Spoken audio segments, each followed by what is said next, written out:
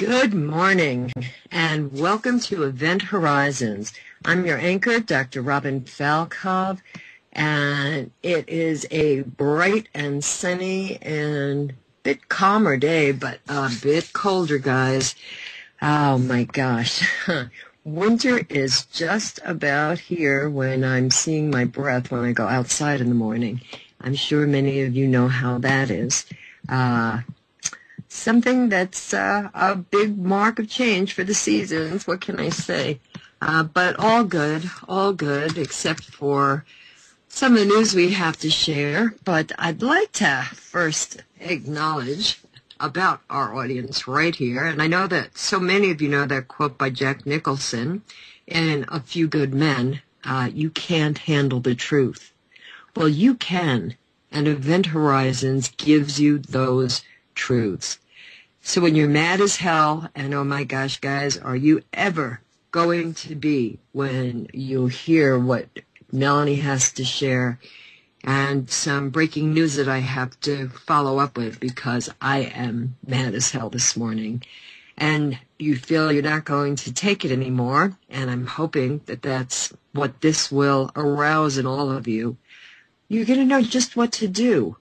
Because as we draw you in and become your news addiction, we're giving you those tools to make a difference because we're changing the paradigm and giving you what you so desperately need. And that is the knowledge, the data to read and evaluate, make up your own mind about, and tools to take action. Because we are watching societies crumble around the world, and there are problems everywhere. I will be talking about the latest sneaky Trojan horse. My thanks to Rosalind Peterson for sounding the alert and giving me something like that to wake up to today, guys.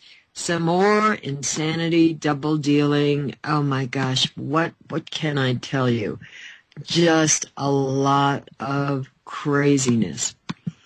But for those of you who don't know me, I'm Dr. Robin Falkov. I am an Oriental medical doctor, homeopathic physician. I've got Western medical training. My website is healthfreedomrights.com, and that is my focus, protecting our health freedom rights, all of our rights, especially our right to have access to the necessary information so that we are able to make informed choices. Because these resources and the access that we used to have to find out what was going on, they are drying up. They are being taken away. They are being censored across the board. It's not just the mainstream media. You have the government and the FDA and the NDAA and all of these agencies reaching their tentacles into every aspect of our lives to censor and limit our ability to know what is going on. And you are going to be so outraged when you hear about the Trans-Pacific Partnership. And this is a trade pact that will rewrite a whole swath of our U.S. laws, not just dealing with trade with the Pacific countries, with the Asian countries where Obama was supposed to be and now he is not. Too bad Kerry's there. That should not be happening, people. We need a lot more attention on this, but they're sneaking another one through. So, with a focus on getting you that information, that's why we're here. And that's why Revolution Radio is here, because of the commitment to make sure that you have that access, that you can go 24/7 and look at the wide array of hosts on this network. I think we have almost 70 now, and the diversity of information, because you need to compare. You don't just listen to the ones who agree with you. You have to hear what the arguments are by the ones who don't agree with you. It will give you better perspective and perhaps some need to reevaluate what your positions are, but you will be more aware and understanding of how others are feeling and thinking so that you can communicate more effectively with them, because that's what it's about, guys. Reaching out to each other, being able to communicate more effectively. So, let me see. I've got to get back to my other window, and we're going to get Melanie on the line with us. It's afternoon for Melanie. She's in Brussels, Belgium, and she's changed her picture. Wow, I love this new happy picture. And it's amazing, isn't it, with Skype. Good afternoon, Melanie. Hello, good afternoon, Robin. I'm seeing a different lady on my screen here. I like your picture. Thank you. It's a very happy picture. Yeah, from time to time you need a change, I guess. So. Well, I'm glad to see it. So how are you? Well, I'm okay, but in the subjects that we're usually discussing, there are a few, let's say, rather concerning evolutions recently. I don't know if you saw the link I sent you, I believe, yesterday about this RoboRoach experiment. It is, in fact, an experiment where they use living cockroaches that have a backpack of microelectronics on their shell. And that was apparently presented at a conference in Detroit last week. And for me, for me that is very concerning because, in fact, it is really, as one of the neuroscientists here said, that this really encourages amateurs to operate invasively on living organisms and to encourage thinking of complex living organisms as mere machines or tools. Said apparently Michael Allen Fox, a professor of philosophy at Queen's University in Kingston, Canada. I personally find that very concerning as well. And when I read further in the article, it even says that this company that is basically selling this well, I don't know if you can call it a product, but are shipping living cockroaches around to children as small as 10 years of age, and it contains a surgical kit. So you're supposed to anesthetize this cockroach once you get it, and then implant it with the surgical kit that contains microelectronic hardware. And I think that is very, very concerning, and it's totally wrong. From an ethical standpoint, I find it very shocking. I don't know what you think, but I was pretty struck by it. I agree with you, Melanie. I find it horrifying, and it is just so much. Not that I'm a fan of cockroaches, but they're still living creatures, and the idea of having their task force that's going to be creeping around your house. Exactly. I mean, this will really make people kill these cockroaches a lot faster. I can just see all the people in fear. We already know that there are different flying insects that they have done this to.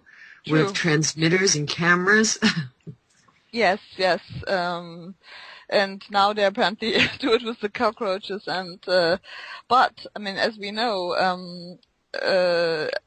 this experiment with the cockroaches already triggers, protests, and people are shocked by it. But unfortunately, this is done to humans, and people that are Morgellons victims and victims of other new technologies experience exactly this. So what you're saying here is basically that humans can be used abused in all kinds of scientific experiments, just like this cockroach is, and it's basically the same. Well, I mean, it seems like with the flying insects, we have our Air Force. With the cockroaches, we have the Army. And with what are the people? My gosh, the people are the biggest guinea pigs that we have, tragically. Yes, absolutely. So, I mean, I just find it very terrible. And when I read that the roaches' movements to the right or to the left are controlled by electrodes that feed into their antenna and receive signals by remote control via Bluetooth signals emitted by smartphones. And then it's even more disturbing. To attach the device to the insect, students are instructed to douse the insect in ice water to anesthetize it, sand a patch of shell on its head so that the superglue and the electrodes will stick, and then insert a ground wire into the insect's thorax. Next, they must carefully trim the insect's antenna and insert silver electrodes into them. Ultimately, these wires receive electrical impulses from a circuit affixed to the insect's back. So what we're basically doing here is, instructing children as young as 10 years of age to operate, performing surgical procedures on a living organism. I think it's just atrocious, you know. I agree with you wholeheartedly, Melanie. It is just. I can't, right away my brain goes to, if these are what they're teaching kids to experiment, when are they're going to be experimenting on others next, on people, on other animals. So Yeah. It is setting a pattern, as you so, insightfully pointed out, that leads to a lot more ugly behaviors. Yes, I agree. Maybe to remind our listeners, I mean, some of them might already know me by now, but I'm representing two organizations, the International Center Against Abuse of Covert Technologies and the European Coalition Against Covert Harassment. And these organizations basically raise awareness for the problem of non-consensual implantation of citizens with remote influencing technologies. And we also provide victims with evidence. So I just wanted to state this once more, for maybe we have new listeners today. Oh, please, always. It's always good for people to have the information about your organizations and to take note of them. And yes, you're so correct. There are always new people, which is a good thing. Yes, absolutely. And in fact, the news are that at the moment we are gearing up for our next weekend on the 19th and 20th of October. We have our next radio frequency scans done by ICAACT, International Center Against Covert Technologies. And we have so many people, Robin, coming from all over, from European countries and also, I think, one or two people even coming from Canada. And we had to close the registration now because we were just overwhelmed. Oh, my, that's wonderful. Yeah, it's wonderful, but it also gives us an indication on how many people are potentially victims of these new technologies, and we are also, especially this time, we're having more Mageddon's victims. So we seem to go in an ever more invasive technology, when it comes to human robotization. And we had before, at the beginning, more people, and sometimes you could even still discover these chips when they're from the 90s or so on CT scans or MRI scans. At the beginning, we had people that had been implanted with microchips, one or more, but now, as time goes on, we really, come into the era of nanotechnology. There's more nanotechnology used for these implant technologies, and we seem to have more Mageddon's victims. And I find that very concerning because this is, the most invasive technology you can be victimized with, and we seem to have an increase in this. Well, I'm wondering, Melanie, perhaps you will just have to live stream the event for people if there's no more room, so that people will be able to watch online. Yes, what we're doing is, in fact, I introduced this at the last event that we organized in England, in St. Anne in August, this August, is that I have now, I will set up about a 1-hour Skype conference with the president of ICAACT, Mr. Jesse Beltran, who is a retired firefighter paramedic out of Sacramento, California. So we will have him and have let's say a Skype conference with him, so that participants that are there can ask him questions. And also learn more about the organization, about the scanning we do, how we provide people with evidence, but that there is an exchange there going on.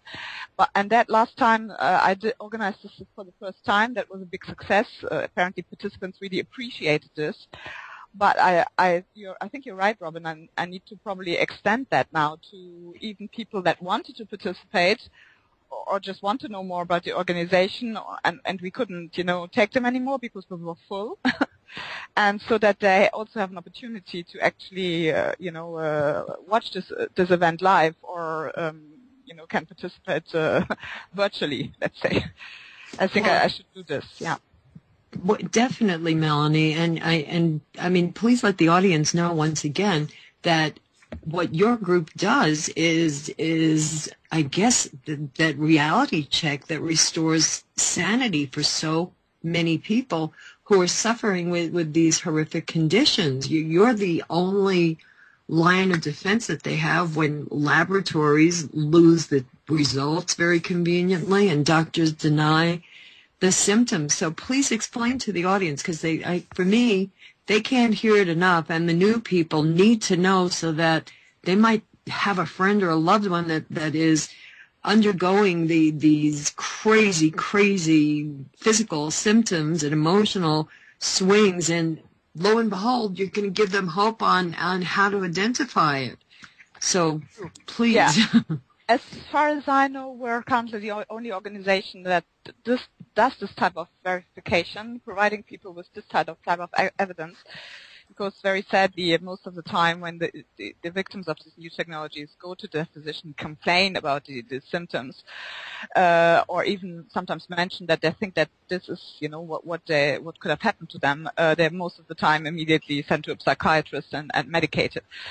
So what we do, in fact, is that we do free of charge radio frequency scans, which means that we scan the whole body with a radio frequency emissions, because it's not normal for the human body to emit radio frequencies unless the person is implanted with these nanotechnology devices, and then emit radio frequency. So we scan the body for a whole full body scan. Then we asked for those who come up positive, because we also must say that not everybody comes up positive, but the rates are very high. From all of the people we have scanned until now, and there have been hundreds and hundreds of people, we had 83% positive. These people, then we asked them to help us to obtain medical imagery in the form of a CT scan or an MRI scan or a digital panoramic X-ray to see at the specific anatomical focus point where we could measure the emission.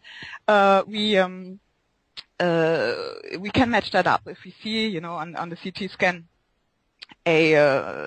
something what we call an identified bright object. It's less and less likely to see this because we're now in, these technologies are now really nanotechnologies, and that's extremely difficult to see on the current medical imagery that we have available. And then we do what we just did, well, not just, a year ago in a research facility in Belgium, but we will do more of these now. Do the same thing, we scan the people that came up positive in the preliminary scan. We scan them again in a controlled environment, which is basically a Faraday cage, to absolutely prove without any doubt that the emission comes from the body of the person, and therefore that to obtain conclusive results, evidence that this person has been implanted against her or his consent. And as I know, it's true that we are currently the only organization that does this offer this service. Which is shocking when the need is so great. I hope that others will be turning to you in different countries to learn or perhaps become a chapter of your organization. Have you considered that to start different groups around the world?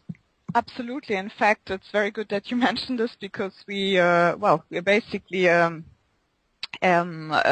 small team of dedicated volunteers that do that, and we scan following a specific scanning protocol which has been developed by the Texan physician Dr. John Hall, who is also the author of a book that is called New Breed Satellite Terrorism in America, which will now come out, be a movie.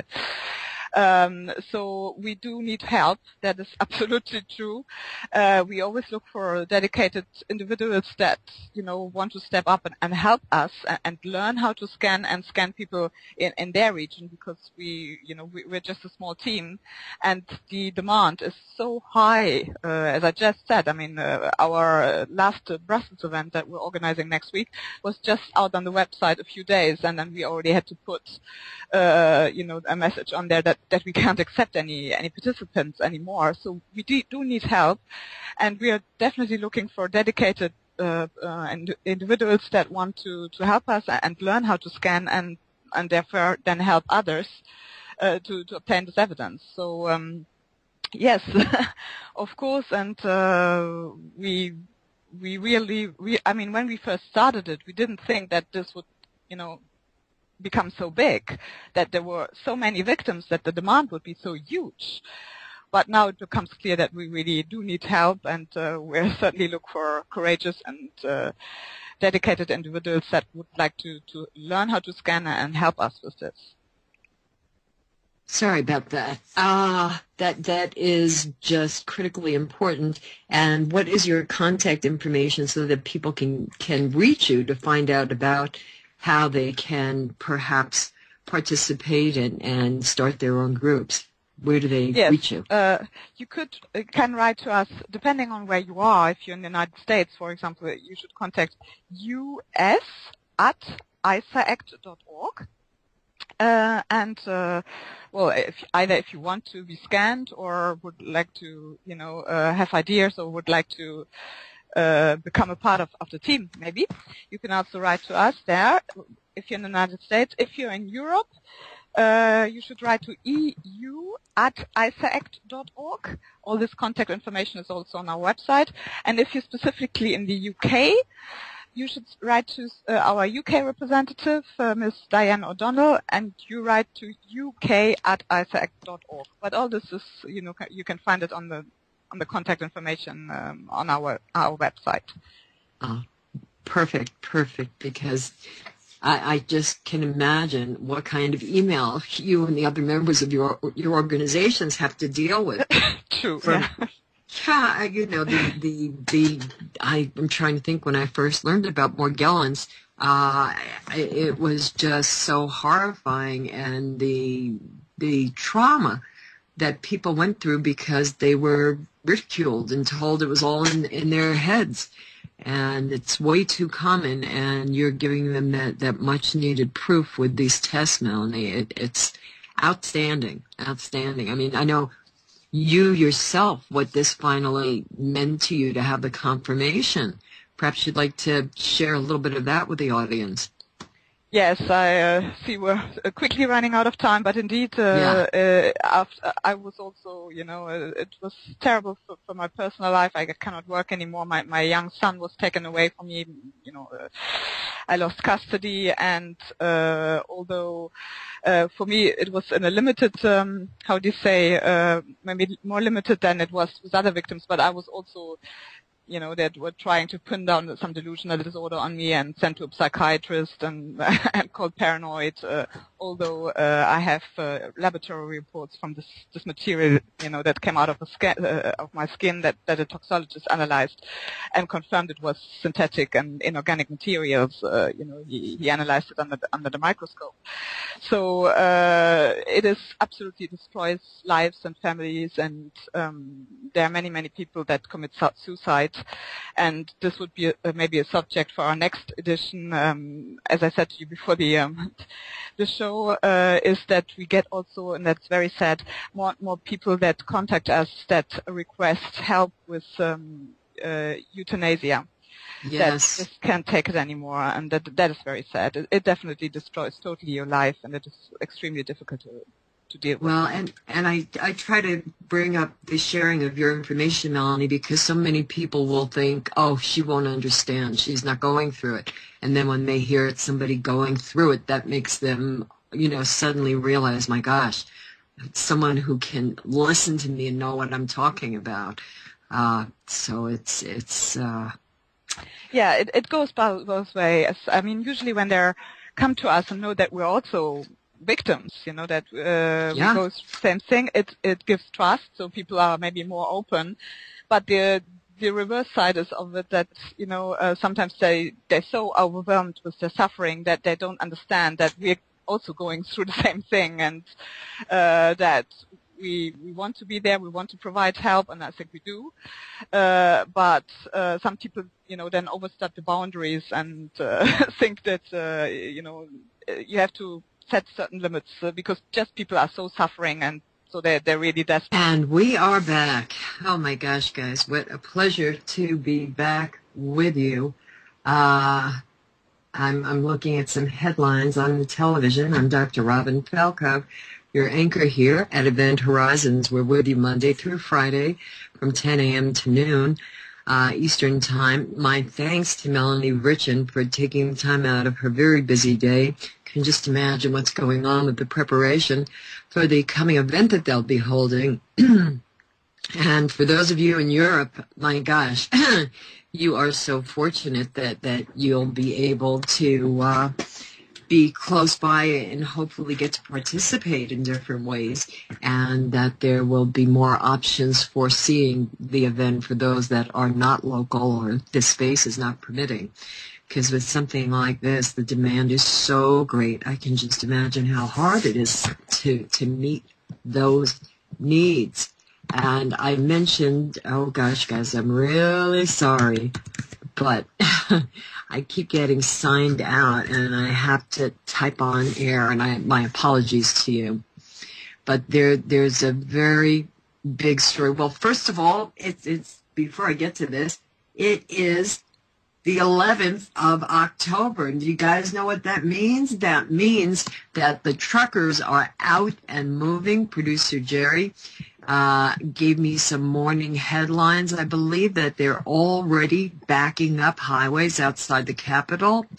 So this is a message, guys, and do what you can to support these efforts, because we're all in this together. What affects me affects you. It does not matter where in the world you are, because it is a time in the events of this world where participation and understanding and access to that necessary information is ever greater, ever greater, ever greater.